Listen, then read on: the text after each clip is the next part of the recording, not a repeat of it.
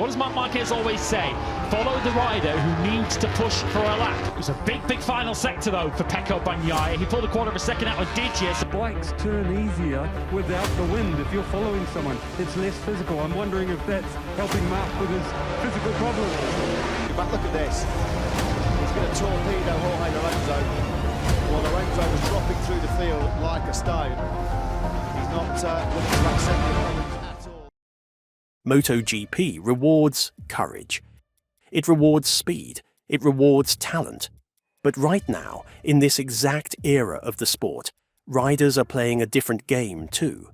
A game built on advantages nobody can quite prove. None of it appears on the timing screens. All of it shapes who actually wins. The clearest example is also the simplest one. Riders waiting for a tow in qualifying. But the same grey area mentality, find the advantage, make it impossible to prove, shows up again and again across the sport, in places far beyond the pit lane. This is the most controversial tactic in modern MotoGP, and the mindset that keeps creating new versions of it. The Tau nobody can stop hunting for. Saying, oh come on Marc, but there's nothing in the rulebook that says you can't do this. No, absolutely and Marc knows that come what may, Maverick has got to go.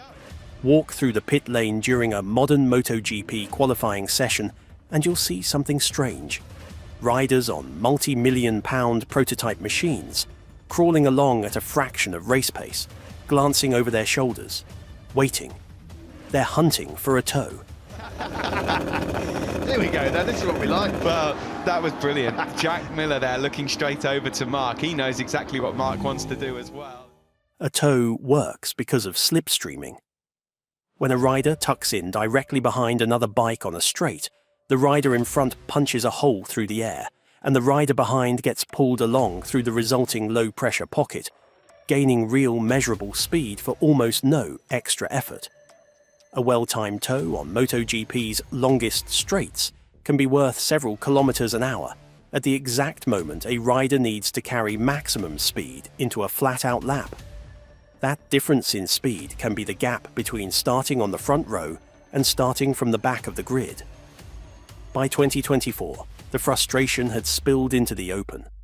At the British Grand Prix, reigning champion Francesco Bagnaia told reporters the situation in qualifying had become quite ridiculous, pointing out that the entire top end of the grid was slowing down to chase Taus rather than committing to a lap alone. Broadcaster Neil Hodgson backed him up on air, calling the pattern a direct shot at one rider in particular, Marc Marquez, who'd been doing it since his earliest seasons in the Premier class. Nobody accused Marquez of breaking a rule. They accused him of breaking an unwritten one. And in MotoGP, the biggest arguments are often about rules that don't officially exist. The brother nobody could stop talking about.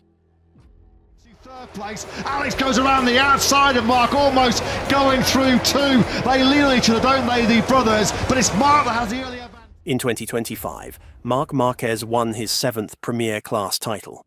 His brother Alex finished second, completing the first time in the sport's history that two siblings had occupied the top 2 positions in the championship together. It should have been a feel-good story. For a section of the fan base, it became something else entirely. And Marquez, out of absolutely nowhere, goes back to the front. What happened to Marquez coming through the fast rights, 16, 17, 18, because he dropped briefly?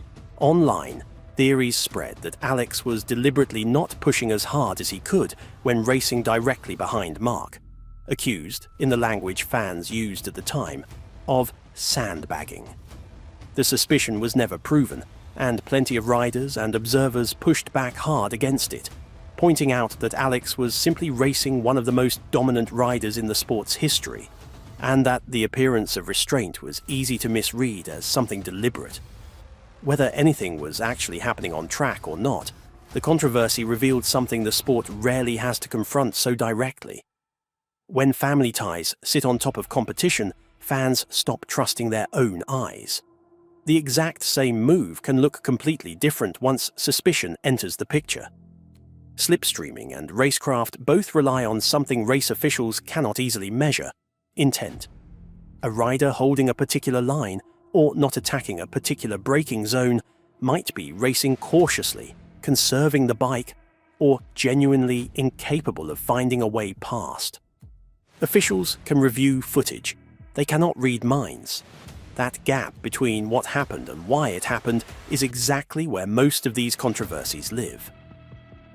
The champions nobody could read. Straight here. Mir, he needs to pick off Zarco now to stop himself actually potentially not even being on the podium at all. It isn't only individual riders who get accused of holding something back. Sometimes it's an entire factory team. After Joan Mir won the 2020 title for Suzuki, the team arrived at pre-season testing in 2021 with lap times that simply didn't match the bike that had just won a championship. Suzuki's riders, Mir and Alex Rins, were down in 7th and 8th on combined times across the test, well off the pace being set by Yamaha and Ducati. In fact, Mir was only thwarted of a second-place finish due to a heavy dose of Ducati horsepower, as Johan Zarco and Pecco Bagnaia both powered through on the home straight, much to the annoyance. The theories started almost immediately. Was the reigning champion team sandbagging, deliberately running slower than they could to avoid showing their hand before the season actually began? Or had Suzuki's title defense genuinely started on the wrong foot, with riders still working through new parts rather than chasing lap time? The honest answer, reported at the time, sat somewhere in between. Mir admitted there simply hadn't been enough track time to properly evaluate new chassis parts before the season started, and both riders spent much of the test running short development laps rather than full race simulations. That is the problem with sandbagging. If it's done perfectly, nobody can prove it happened, which is exactly why people keep looking for ways to do it. That uncertainty is exactly the point. In a sport this competitive, a team that looks slow in testing and a team that's quietly sitting on pace can appear completely identical, right up until the lights go out for the first race that actually matters. The tactic that got banned this year.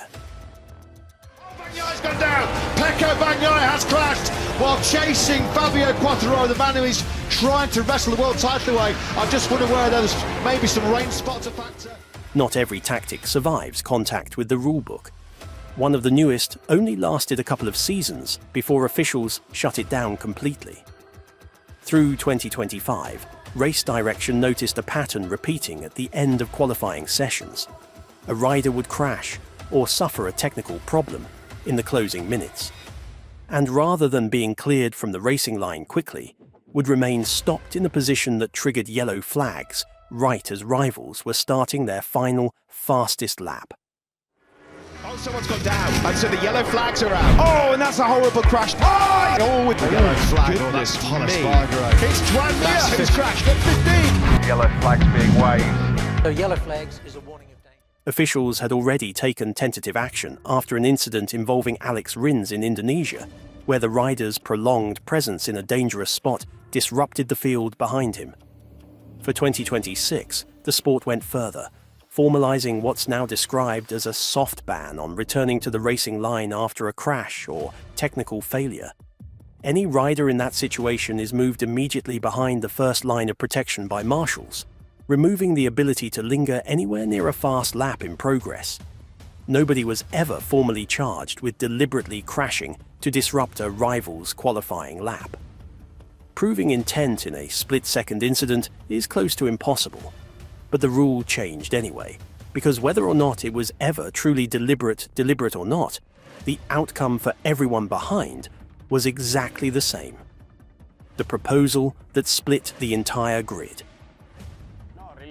Really happy for this announcement. I think it was the target that I was looking for in my career, maybe the next step that I wanted to take. Sometimes the most controversial tactic in MotoGP isn't something a rider does on track at all. It's a rule change manufacturers try to push through behind the scenes. In 2026, MotoGP's manufacturers began pressing ahead with a proposal to reduce riders from 2 bikes to 1 during practice sessions, aiming to cut costs by roughly $1.5 million per team. Riders were furious almost immediately. Tactic, isn't he? What does Marc Marquez always say? Follow the rider who needs to push for a lap. The rider who needs to push for a lap right now is Marc Marquez. KTM's Pedro Acosta didn't hold back. "It's a really bad idea," he said. "If you crash in FP2, you won't make qualifying. And if you crash in FP1, which is quite easy to do because you're not using the best tyre option, you destroy the bike and don't go to pre-qualifying." Honda's Luca Marini raised a different objection entirely, arguing the change would hurt the spectacle itself. "One of the best moments in the sport," he said, "is watching a rider crash in qualifying, sprint back to the garage, jump on the spare bike, and still take pole." The manufacturers pushed forward regardless, meeting at the Hungarian Grand Prix to move the proposal closer to a vote for 2027. Winning a championship is difficult enough on the track. Increasingly, some of MotoGP's biggest battles happen before the race even begins. Why none of this ever goes away? Bikes turn easier without the wind. If you're following someone, it's less physical. I'm wondering if that's helping Marc with his physical problems. Well, it certainly looks like it is because... Every one of these tactics shares the same root cause. MotoGP is too competitive, and the margins are too thin for any rider or team to rely on speed alone.